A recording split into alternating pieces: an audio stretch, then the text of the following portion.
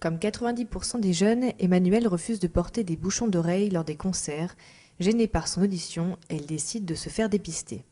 J'ai 34 ans, j'écoute de la musique depuis 16 ans, très forte, les concerts, les MP3, les Walkman, je suis un petit peu inquiète.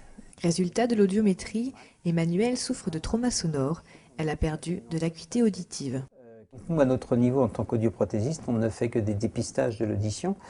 Si par contre on s'aperçoit qu'il y a un déficit auditif, on va envoyer la personne chez le médecin ORL. L'intensité de la musique n'est pas le seul facteur. 7 millions de Français vivent au rythme de la mélodie des transports.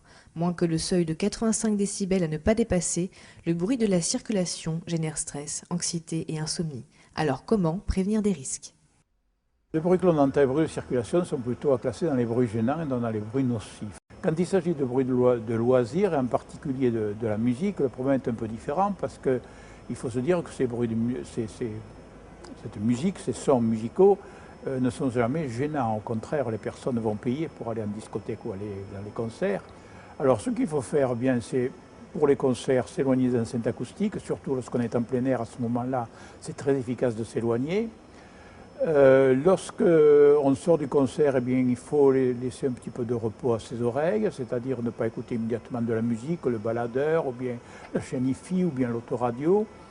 Et puis, lorsqu'on est particulièrement fragile, ou lorsqu'on se trouve placé près des enceintes acoustiques, on ne peut pas faire autrement, eh bien, à ce moment-là, il faut mettre des protecteurs auditifs. Et donc là, ça implique quoi Alors, il va falloir se protéger des sons trop forts. Emmanuelle devra donc porter des protections auditives lors de ses prochains concerts pour en profiter encore longtemps.